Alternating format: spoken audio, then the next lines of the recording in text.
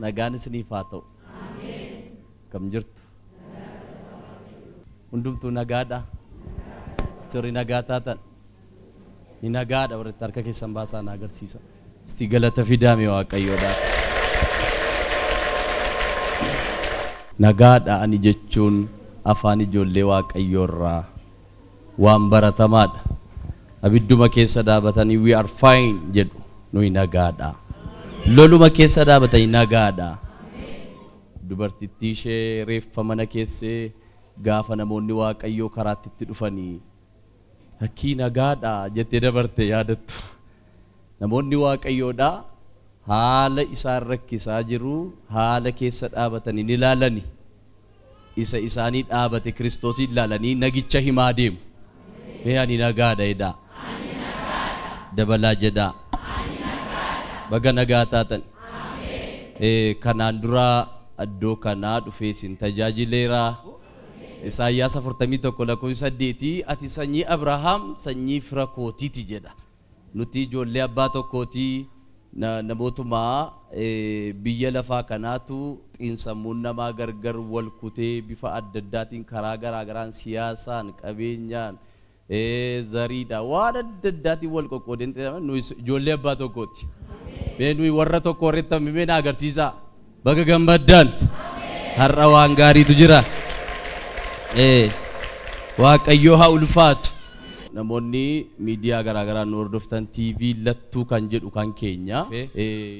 Garaa sagalee Waaqayyootti darba sa'aatii koo eeggachuudhaaf macaafa Ermiyaas raajichaa boqonnaa 33 lakkoofsa 3 kaaseen dubbisaa. Dubbii sagalee Waaqayyoo kanan dubbisaa akkasidha.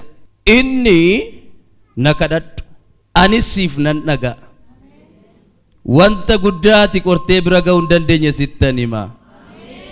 Irra deebi'een dubbisa macaafa Ermiyaas raajichaa boqonnaa 33 lakkoofsa 3. Inni na kadhadhu anis siif nan dhaga'a.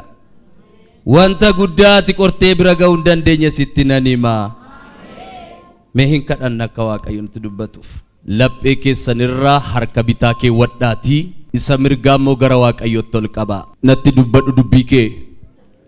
Diigamaa koo isa ijaaru sana jedhaati. Ganama kana dhugaa dubbii kee dhaga'uu barbaada. Natti dubbadhu jedha.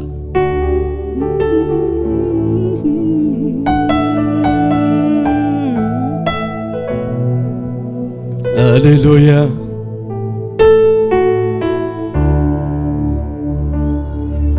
Harki rukutee yaadatu rukutaa maamadaa qora. Barrumaa deesse ol galee taa'e kan madeeffame haala jala. Dhugaadhaaf namni hojjetu tokkotu jiraateen badu. Namni saagatamee hafutti gara Waaqayyoon gammadu. Ani iddoon dhaabameen jiru harka nama nan buqqa'e. Kanaaf coollage baalli koo lafee koo jecha laale. Amma dhugaan koo mul'atutti fuula keetti neessaniyyuu murtiin eeggadhamsi biraa. Sosoba madankoompe Caba keessatti cabni koo irra keessani mul'atu. Itti faamada keekni koo afaan koo guuteen dubbatu. Beela'ees dheebodhee miti gaafa hundaa kan na boosisu. Hallelujah rabatu mame madako tonante nidona ba menjiru kana manambukai kanafjo lage baliko labiko jechalale amadu ganko mulatuti fulake Dine gaddan sibira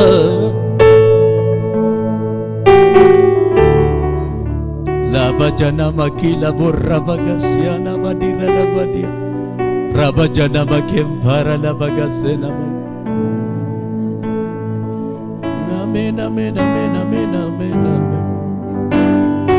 Labajena matura di asti waaqayyo jiwali galame sagara sagale waaqayyo tutulin darbe eenyutu asgaye waa jedhatu simiti ta'e eenyutu mucuca bona darbe ba'aa turetu simiti ta'e ariyatama bara darbe eenyu dandaatu simiti ta'e muddama bara darbe eenyutu keessa baatu simiti ta'e. Hallelujah. Hidanu sela barra bagati ya bana makempino dirana warri ararisa sinjirachi se waaqayyoda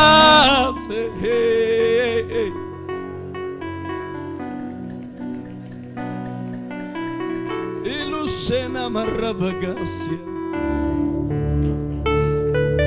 asgenye galato markan namnu utumman jirenya keenya kan keeti abbaa baluufaan na fide qaama jennu hin qabnu deeggarsi kee harkisee abidda kee anu fideera deeggarsi kee alla yaadu'aa kee anu fideera.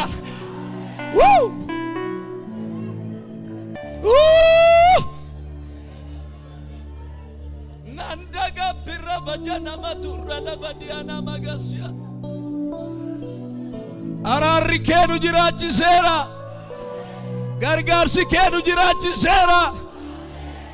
Nuyi maal keenya nu sitti tollee miti isa mana keenyatti gortee waaqa guddaana na galata kee yaa isa nama namu harkaan qabuu saalfatee ati immoo karra keenya lixxee galata kee warri Yesuus isinitti goree iyya sagalee galataa dhageessisaa.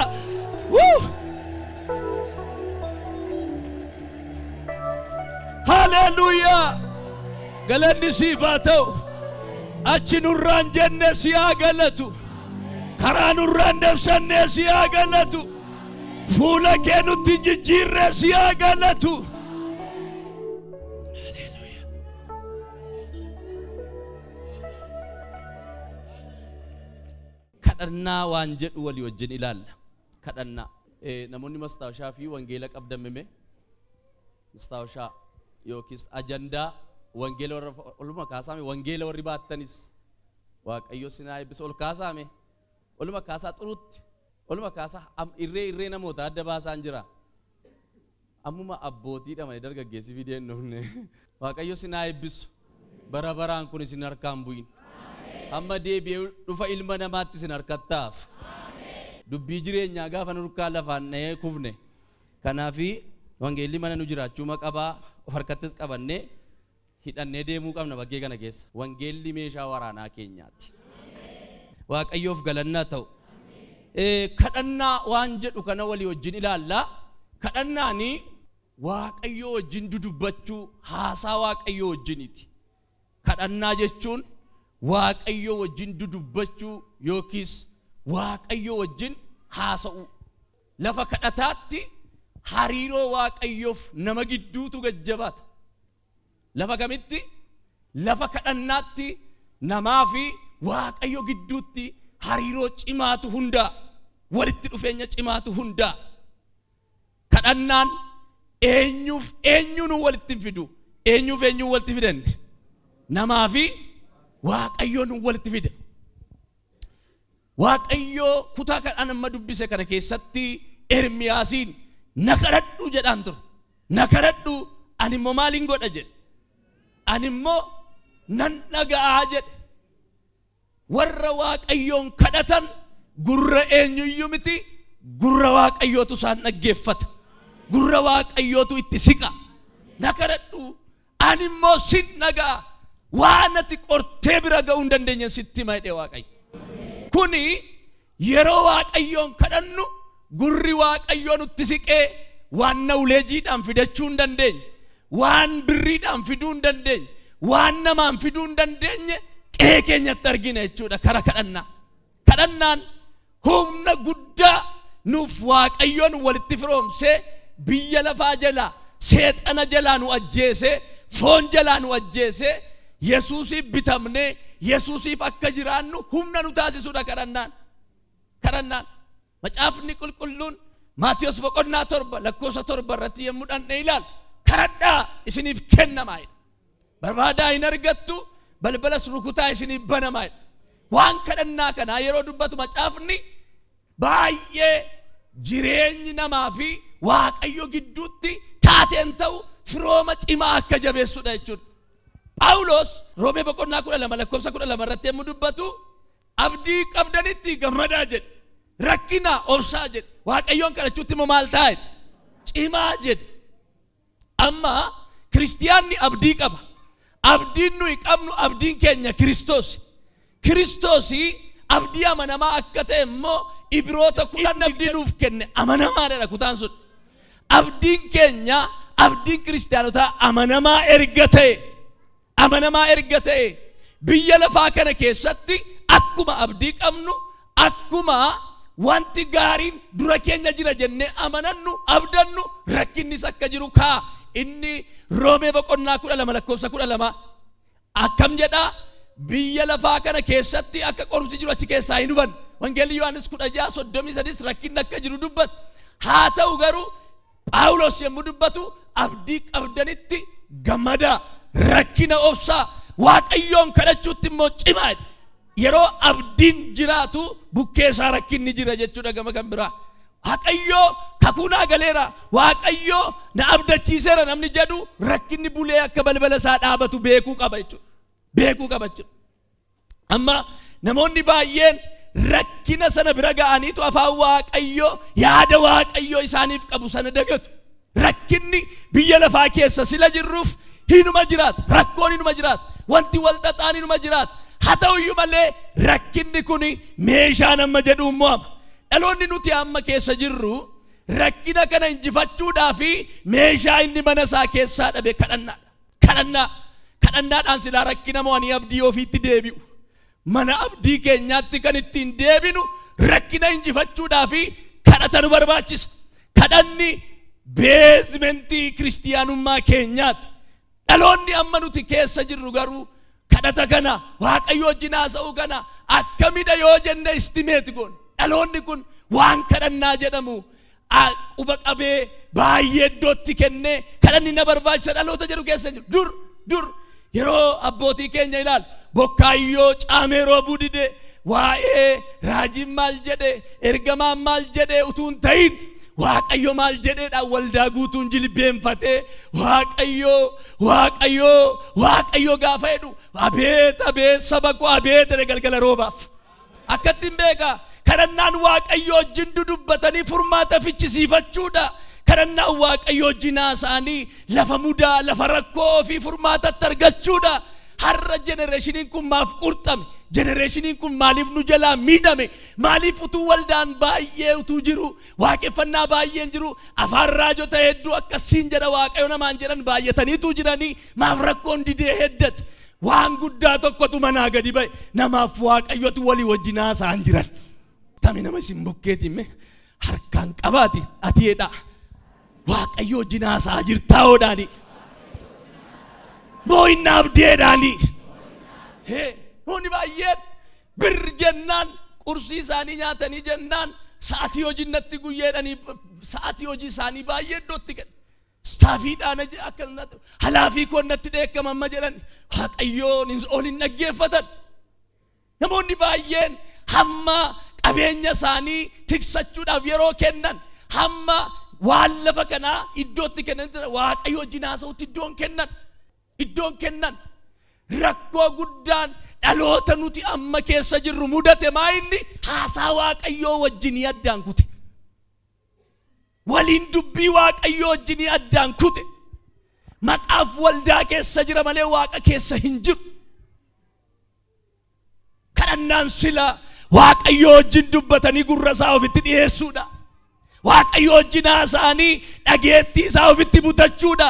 Dhaloonni amma nuti keessa jirru haasaa Waaqayyoo wajjinii kana kuffiseera.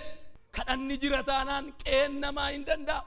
Warra dur kadhatan ilaalaa abboota amantii warra kadhatan Daani'eel fa'aa ilaalaa utuu guutummaa biyyaan ganamanii bulanii sagalee isaanii jira badanii namne abidda keessa lixanii maqichaan ba'aa turanii warra kadhatan ilaala warra kadhatan utuu karaa meeqa jijjiqilfamanii didee sagaleen isaanii jira.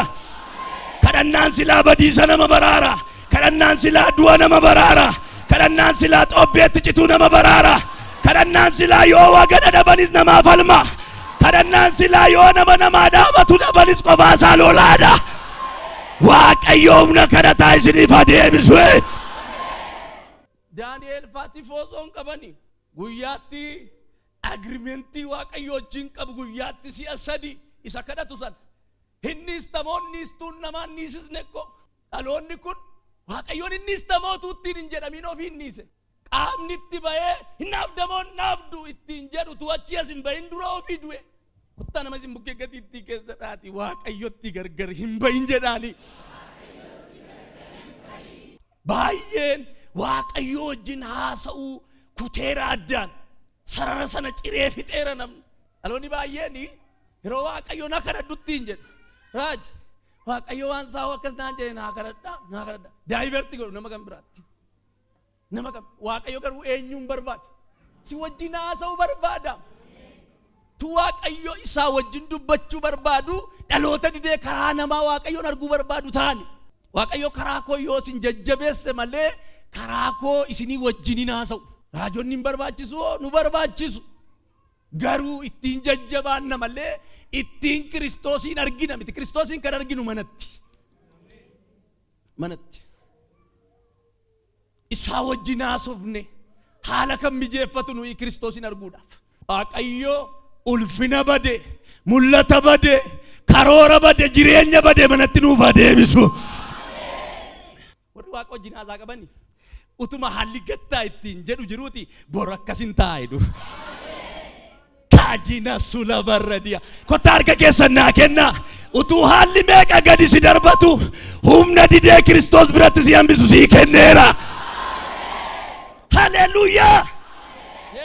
dhaloonni waaqayyo wajjin haasaa qaban kosossee safaraatii fi gurri ka'ee isaanii naabatu dhaloonni waaqayyo wajjin haasaani waan koshkosh jettuuf hin jilbeenfatani dhaloonni waaqayyo wajjin haasaan hamma jiraatan beeku lafa deeman beeku waan hojjetan beeku warra karaan harkaa badeessan naqa jedhan miti harka mataarra keewwattee lafa dhaqaa hin wallaaltu. si warri waaqayyo wajjin haasaa qabdan ani waaqayyo wajjin nama haasa'uudha warreettan har'aa jalqabee holola biyya kanaa qilleensa biyya kanaa abdii kan nama kutachiisan qilleensa mogolee nama dhowwan daakeera dura keeti. haleluuyaa haleluuyaa mee ani nama waaqayyo wajjin haasa'uudha jedha. qiraaqimboo kanaa wajjin gizee yellanim we have time yeroon qabnu mata duree shikshifii biiftuu gadiitiif yeroon qabnu nu ijoollee samiiti nu ijoollee waaqarraati nu warra Kiristoosii wajjin dudubbatanidha nu warra Yesuusii wajjin haasa'anidha. annaa kennaa sinan eebbisa har'aa kaasee mul'ata kee warra oliitti dabarseera. haleluuyaa mee kan koo warra oliitiin wal qabatedha. warri kanaa gadii isin hin raasin warri kanaa gadii isin hin jeeqin warri kanaa gadii isin hin qorini har'aa jalqabee ol isin dabarseera. mee an ol darbeera jedha iyyaati. haleluuyaa. kan akka waaqayyoo mee hin jiru jedha. dhaloonni waaqayyo wajjin haasa'anii yoo jireenyi itti toltes itti baddes amma ga'an beeku hamma kanatti confused ta'anii waan lafa kanaan qalbiin isaanii hin kinaawu abdii dhaban hin jiitaan danuudhuma warri isaan ari'atan jiran keessaati ammayyuu Izraan kun maal jedha ammayyuu Israa'elotaan maaltu jira jedha abdii jira jedha malee buubanneerra cabneerra hin jedhu macaafni qulqulluun kan dha'ee mogolee nama buusee hallayaatti nama gatuu barbaadu sahatticha waaqayyo wajjin haasa'utu nu baasa. waaqayyo wajjin haasa'utu gabaabseeta yeroo koo wajjin deemu jireenya nama kadhata of keessaa hin qabne waan jettu tokkon gabaabsee waan qabxii masadan tokkon sidii kenna jireenya nama kadhata of keessaa hin qabne namoonni baay'een nuu galu warra. tokkoffaa fooniin deddeebi'a namni kam namni kadhata of keessaa jireenya nama kadhata of keessaa hin qabne erga jenne booda jalatti tokkoffaa fooniin deddeebi'a. Fooniin Galaatiyaan boqonnaa 5 yemmuu dhanne ilaalu waa'ee hojii foonii kaa'a. Galaatiyaa boqonnaa 5 lakkoofsa 19 waa'ee hojii foonii kaa'a. Nam tokko naaf dubbisu. Hojiin foonii mul'ataadha. Hojiin foonii mul'ataadha. Isaanis halalummaa, xuraa'ummaa, jireenya gadhiisii, waaqayyolii tolfaman waaqessuu, qoricha namatti gochuu, diinummaa, qocolloo, hinaaffaa ila dheekkamsa, ofittummaa, yaadaan gargar ba'uu, barsiisaan gargar cabuu, weennoo, machii, albaadhummaa, wanta kana fakkaatus akkuma ani kanaan dura isinitti himee ture warri wanta akkasii hojjetan mootummaa waaqayyootti galuu akka hin dandeenye ammas isinitti nan hima. Amen. Gooftaan koo si haa eebbisu. Waa'ee hojii foonii kaa'a. Machii, albaadhummaa, weennoo, jireenya gadhiisii, waaqayyolii tolfamoo waaqessuu, walammeessuu, hinaaffaa, isaan kana xuruudhumatti kaa Galaatiyaa 5:19 kaasaatti dubbisa. Har'a waldaa kiristiyaanaa keessatti taateewwan hojii foonii ta'an kun babal'ataniiru. Taateewwan hojii foonii ta'an har'a hinaaffaan waldaa keessa jiru eessan jiru? Qocolloo waldaa keessa jiru eessan jiru? Walirratti ka'uu waldaa keessa jiru eessan jiru? Kun hundumtuu rakkoon isaa eessarraa dhufe jennee yeroo samaraayiz goonee haasof security'n isaa inni guddaan maa inni haasaa waaqayyoo wajjinii addaan kutuurraa waan maddeedha jechuudha. Akka fooniin deddeebi'u biyya lafaa kanatti yeroo gooftaa Yesuus Kiristoosiin fayyisaa lubbuu keenyaa goonee fudhannu seexana ganeera biyya lafaa ganeera jennee kaane maalis ganeera jenne foonis hojii isaa hundumaayyuu ganeeraa jenne ganee jennee kaaneetu deebine achi as naannofnee dhufne immoo hojiin foonii har'a waldaa keessatti yemmuu calaqqisu deebinee baaktaane jechuudha. Deebinee duuba deebine jechuudha. Kun hundumtuu yeroo waaqayyoo wajjin dubbachuu dhaamnu nu dhaala. Kotta harka keessan naa kenna. Har'a siif waaqayyoo wanti walitti si deebisu siif haa dhufu. Haleluuyaa! Heeno dur yoo rakkoo wayii dhaga'amu እግዚአብሔር ሆይ my father jenna abbaa koo isa waaqarraa kadhanna. Amma garuu kan fala maalinaa balta waajjira keessaa nama eenyuun qabda fira qabda kanatti galagale nam kanatti galagale ol kaasaa fi harka keessa isa si baasu har'aa jalqabee jilba kee fannoo Yesuus jalatti gadi qabeera. Har'a garuu yoo jilbeenfanne balaa akka biyyaatti nutti dhufe qe'ee teenya hin hambifanna. Harka keessa raasaati waaqayyo har'aa jalqabee mana koo hin oolcheedha. Heeyyeno fooniin deddeebi'uu keessaa yoo baan hafuuraan yemmuu deddeebinu qalbiin keenya waaqayyoo wajjin hidhatee socho'a. Waan goonuyyuu qofaan dalagnu maal jetta waaqayyoon nee gaafan durikkoo manaa ka'anii iddoo tokko dhaquuf waaqayyo maal naan jedha biyya qayyarachuuf waaqayyo yoo keessa jiraate malee hin deemu jedhu akkas. Inni lammaffaan namni kadhata of keessaa hin qabne jireenyi isaa maal ta'a isa jedhu isa lammaffaa gabiif boqonnaatu keessaa bada. Tasgabbaa'a miti nama kadhata hin qabne hin beektu of cira fayyaa. Gabii fi boqonnaatu keessaa bada. Maatiyos boqonnaa 8 lakkoofsa 25 fi 26 isin geessa. Bartoota gabii dhaban achitti gab jechuu fi didan hin canna qaban. Amma Yesuustu gamatti ceena jedheen deemsa bishaan irraati wanti gamatti ceena jennaani isaanoo ishi kadhanii waan gamaa gaafa dhaga'u hundumatu girgir jedha mitire gama innaani markabatti namite ijoolleen Yesuustu gama ceena jedheen gamma amma namni mee amma yeroo ilaa lola guddaa dura kee jira abbee jabaadhu yeroo jennu immoo siinoo tiraakiitti gazaalle yeroo jennu irra shooktaa nam haasaaka takam isinii wayya wanta tiiranii achitti hame habeeddu afaan alaan jiru yoo ta'e dudududii qabdi ammatuun makiinatti gazaalle ammatuun jare hachichun dichik erannu lafa wayyaa ka'e waan rakkoo fuulduraa Ammatu ala qorumsa xinnoo tokko dura kee jira ammatu ittiin jennee feestaalii abidda bira bultee fakkaate natti dhufa. Maaliif namni keenya rakkachuu hin barbaadu baay'ee. Rakkachuu hin barbaadu dideemmoo rakkinni gaditti jedhe. Elaa makiinaas ilma binnaa. Gamoonis kanuma keenya biyya kana keessatti. Yoo barbaanne Ameerikaattu ijaaruu dandeenya. Waaqayyo mee koshkoshee kana nun dhoowwatu isa guddaa olii nuu kenne. Isa kana amanaasin. Waaqayyo fooniin isinaa eebbisu ani naaffaa isaan qabu. Ilaame waaqayyo sin guddisa utuma namaan jedhu rakkina cafaqe miilla jala nama kaa'a. Rakkina cafaqe miilla nama jala kaa'etu hin fagaatta namaan jedha. Kun biheeverii isaati. Amaluma waaqayyooti kun. Waan jala muree isinitti immoo yoo rakkinatti keessa baatan malee iddoo waaqoo jedhan nattan. Qeen lafa kakuu waaqayyoo dhaqan lafuma sodaata sana keessa ba'aniiti. Akki atitti lafa yaada waaqayyoo dhaqxu qeema jibbitu keessa baateeti. Hela mana obbo rakkinaafaa keessa ba'anii mana obbo guddinaafaa dhaqu. Maqaan waaqayyoo eebbifama. Harka keessa mirgaa ol kaasaati gibbii obbo rakkinaa keessa ba'eenidha. Mana obbo guddinaafaattan fullaa'edha. Harka keessa naa kenna obbo rakkinaafaa sini nambifatiniiti mana obbo guddinaafaatti wal agarra. Sinaa eebbisu. Maqaan waaqayyoo eebbifama. Mee Yesuus gooftaadha jedhaa iyyaati. Ijoolleen gamatti isuma Yesuus jedhe dhaga'aniitu markaba seenan. Markaba seenan. Kana booda gaafa walakkaa galaanaa gaanii gugugugugug jedhe qilleensi dhufe.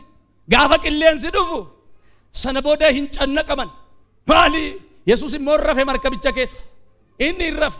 Isaan immoo jeeqamuutti ka'anii qilleensa isaaniitu humnaa ol markaba raase waan ta'eef. Hin jeeqaman. Boqonnaa dhaban. Gabii dhaban.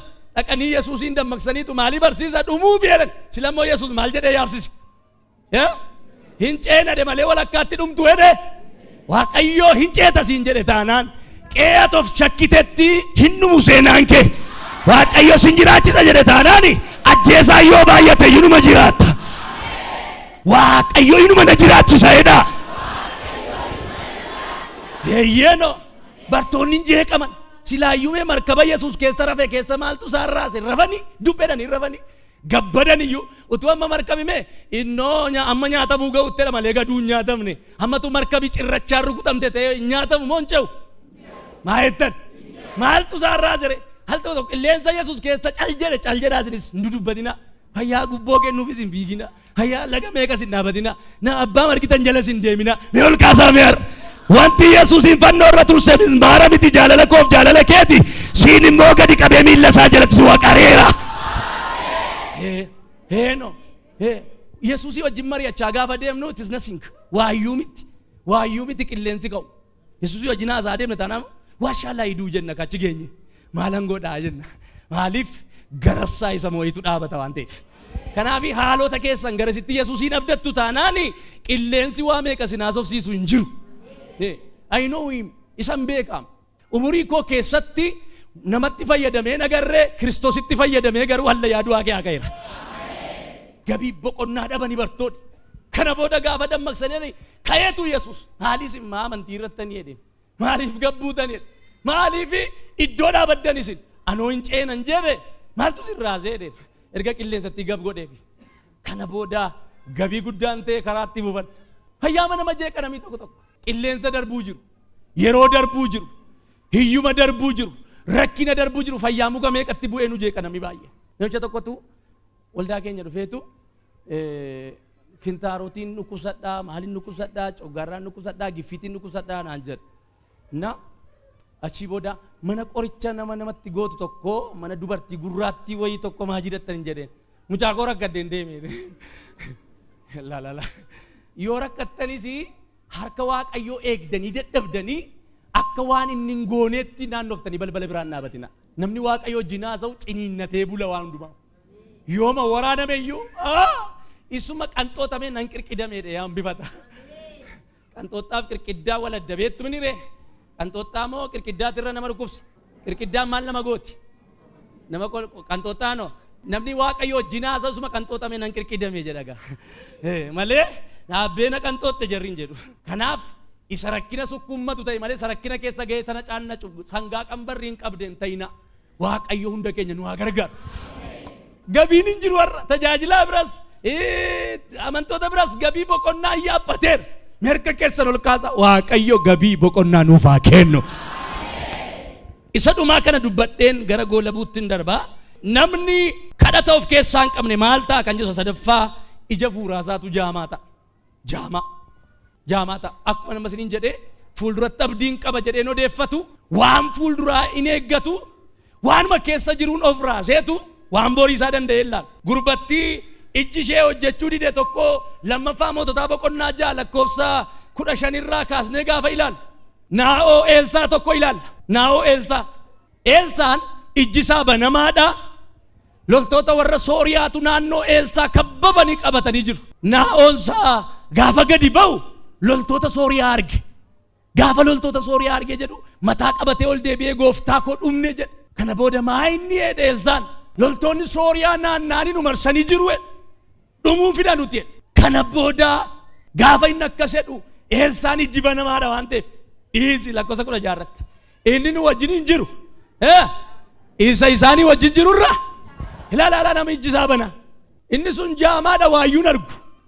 Inni kun immoo Waaqayyo wajjin haasa'a. Waaqayyo wajjin dubbata. Wanti inni ittiin marfamee jiru isa irraafne. Isa marsee dhiiseetu isa isaa marsee ilaala.